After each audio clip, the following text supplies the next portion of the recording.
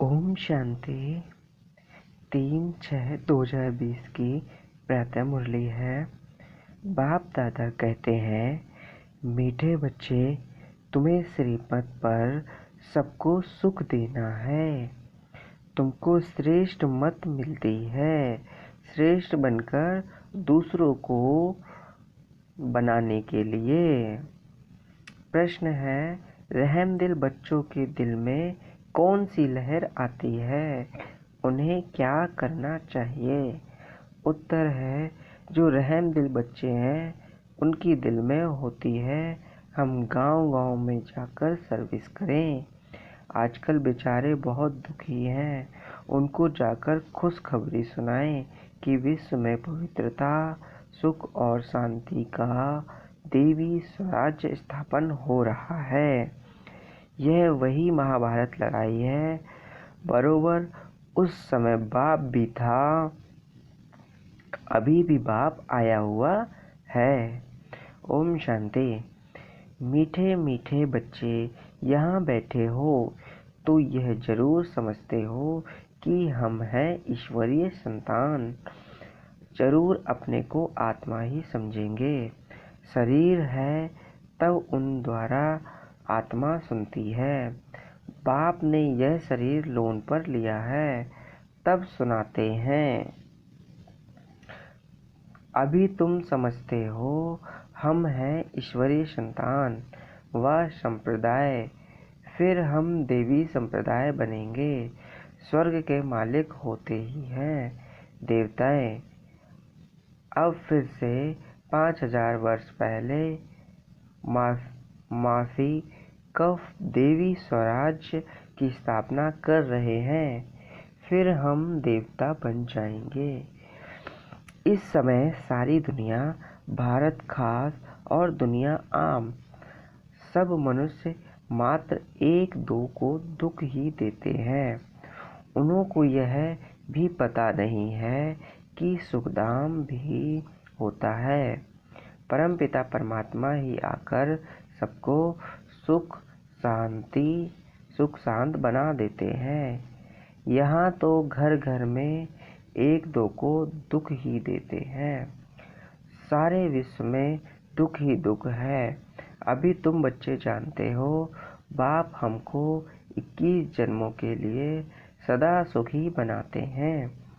कब से दुख शुरू हुआ है, फिर कब पूरा होता है, यह और कोई की बुद्धि में चिंतन में नहीं होता। तुमको ही यह बुद्धि में है कि हम बरोबर ईश्वरीय संप्रदाय थे। यूं तो सारी दुनिया के मनुष्य मात्र ईश्वरीय संप्रदाय हैं। हर एक को फादर कह बुलाते हैं। अब बच्चे जानते हैं, शिव बाबा हमको श्रीमत दे रहे हैं। श्रीमत मशहूर है, ऊंच ते ऊंच भगवान की ऊंच ते ऊंच मत है। गाया भी जाता है कि गत मत न्यारी, शिव बाबा की श्रीमत हमको क्या से क्या बनाती है, स्वर्ग का मालिक बनाती है। और जो भी मनुष्य मात्र हैं वह तो नरक का मालिक ही बनते हैं। अभी तुम हो संगम युग पर, यह तो निश्चय है ना। निश्चय बुद्धि ही यहाँ आते हैं और समझते हैं, बाप हमको फिर से सुखधाम का मालिक बनाते हैं। हम ही 100% पवित्र गृहस्थ मार्ग वाले थे, यह स्मृति आई है। 84 जन्मों का हिसाब है ना, कौन कौन कितने जन्म लेते हैं। जो धर्म बाद में आते हैं उन्हों के जन्म भी थोड़े होते हैं। तुम बच्चों को अब यह निश्चय करना है, हम ईश्वरीय औलाद हैं। हमको ईश्वर मत मिलती है सबको श्रेष्ठ बनाने के लिए। हमारा वही बाबा हमको राजयोग सिखलाता है। मनुष्य समझते हैं कि वेद शास्त्र आदि सब भगवान से मिलने के रास्ते हैं, और भगवान कहते हैं, इनसे कोई भी मेरे साथ मिलता नहीं है। मैं ही आता हूँ। तब तो मेरी जयंती भी मनाते हैं। परंतु कब और किसके शरीर में आता हूँ यह कोई नहीं जानते, सिवाय तुम ब्राह्मणों के। अभी तुम बच्चों को सबको सुख देना है। दुनिया में सब एक दो को दुख देते हैं। वो लोग यह नहीं समझते कि विकार में जाना दुख देना है। अभी तुम बच्चे हो, यह महान दुख है। कुमारी जो पवित्र थीं उनको अपवित्र बनाते हैं। नरकवासी बनने के लिए कितना सेरेमनी करते हैं। यहाँ तो ऐसे हंगामे की कोई बात ही नहीं। तुम बड़ा शांति से बैठे हो, सब सुख होते हैं, सारे विश्व को सदा सुखी बनाते हैं। तुम्हारा मान शिव शक्तियों के रूप में है। तुम्हारे आगे लक्ष्मी नारायण का तो कुछ भी मान नहीं। शिव शक्तियों का ही नाम बाला है, क्योंकि जैसे बाप ने सर्विस की है, सबको पवित्र बनाकर सदा सुखी बनाया है, ऐसे तुम ही बाप की मददगार बने हो। इसलिए तुम शक्तियाँ भारत माताओं की महिमा है। यह लक्ष्मी नारायण जो राजा रानी और प्रजा सब स्वर्गवासी हैं, वह बड़ी बात है क्या? जैसे वह स्वर्गवासी हैं, वैसे यहाँ के राजा रानी सब नरकवासी हैं। ऐसे नरकवासियों को स्वर्गवासी तुम बनाते हो। मनुष्य तो कुछ भी नहीं जानते हैं, बिल्कुल ही तुच्छ बुद्धि है। क्या क्या करते रहते हैं, कितनी लड़ाइयाँ आदि हैं, हर बात में दुखी ही दुखी हैं।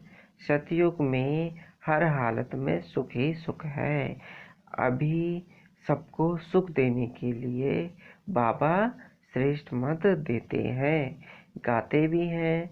श्रीमद् भगवानुवाच। श्रीमद् भगवानुवाच नहीं है।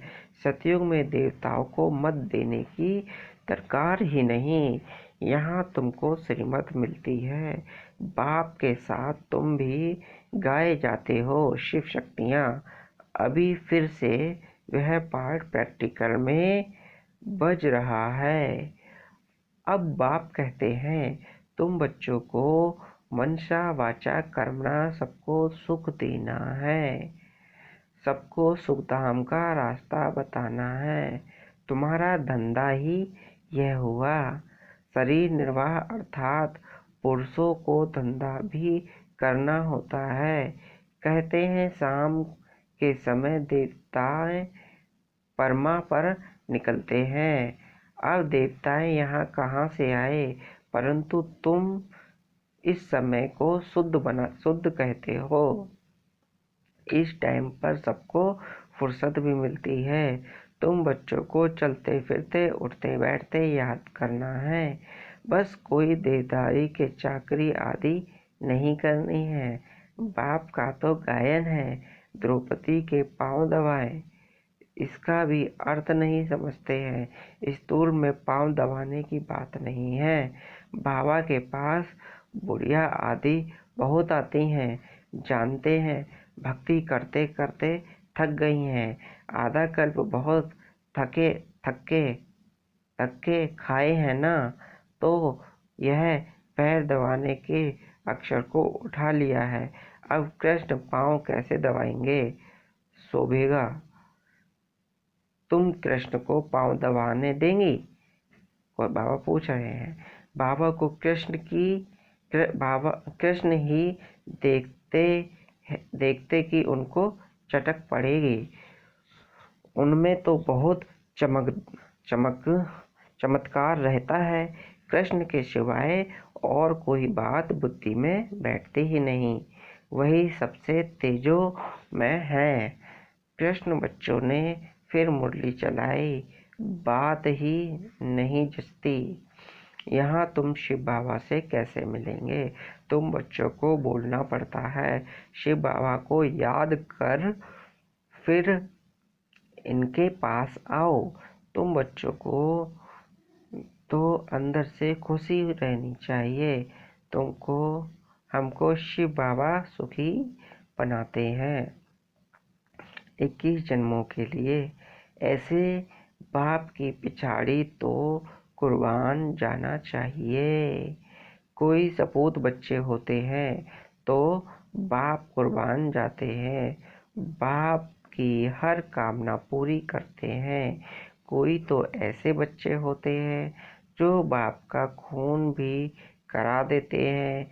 यहाँ तो सबको मोस्ट ग्रेजुएट बनना है, किसी को भी दुख नहीं देना। तो रहम दिल बच्चे हैं ना, उनकी दिल होती है। हम गांव-गांव में जाकर सर्विस करें। आजकल बेचारे बहुत दुखी हैं, उनको जाकर सुखी खुशखबरी सुनाओ कि विश्व में पवित्रता, सुख, शांति का दैवी स्वराज स्थापन हो रहा है। यह वही महाभारत लड़ाई है। बरोबर उस समय बाप भी था, अभी भी बाप आया हुआ है। तुम जानते हो बाबा हमको पुरुषोत्तम बना रहे हैं। यह है ही पुरुषोत्तम संगम युग। तुम बच्चे जानते हो हम पुरुषोत्तम कैसे बनते हैं। तुमसे पूछते हैं तुम्हारा उद्देश्य क्या है। बोलो मनुष्य से देवता बनना। देवताएं तो मशहूर है ना। बाप कहते हैं जो देवताओं के भक्त हों उनको समझाओ। भक्ति भी पहले पहले तुमने शुरू की शिव की, फिर देवताओं की, तो पहले पहले शिव बाबा के भक्तों को समझाना है। बोलो शिव बाबा कहते हैं मुझे याद करो। शिव की पूजा करते हैं, परंतु यह थोड़े ही बुद्धि में आता है कि पवित्र पावन बाप है। भक्ति मार्ग में देखो धक्के कितने खाते हैं। शिवलिंग पर तो घर में भी रख सकते हैं, उनकी पूजा करते हैं। फिर अमरनाथ, बद्रीनाथ आदि तरफ जाने की क्या दरकार है। परंतु भक्ति मार्ग में मनुष्य को धक्के जरूर खाने हैं। तुमको उनसे छुड़ाते हैं। तुम हो शिव भक्ति, शिव शक्ति, शिव के बच्चे। तुम बाप से शक्ति लेते हो, यह भी मिलेगी याद से। विकर्म विनाश होंगे, पतित पावन तो बाप है ना। याद से ही तुम विक्रमाजीत, पतित पावन विक्रमजीत पावन बनते हो। सबको यह रास्ता बताते हो। तुम अभी राम के बने हो। राम राज्य में है सुख, रावण राज्य में है दुख। भारत में ही सबके चित्र हैं जिनकी इतनी पूजा होती है। ढेर के ढेर मंदिर हैं।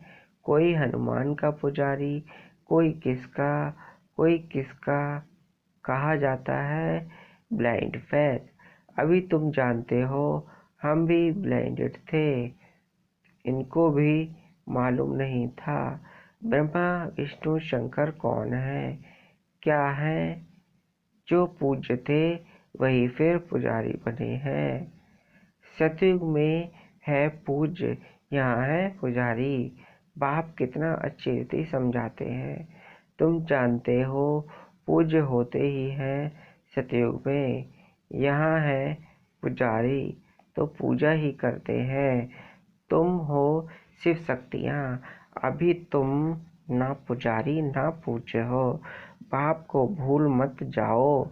यह साधारण तन है ना, इसमें ऊंच से ऊंच भगवान आते हैं। तुम बाप को अपने पास निमंत्रण देते हो ना, बाबा आओ हम बहुत पतित बन गए हैं।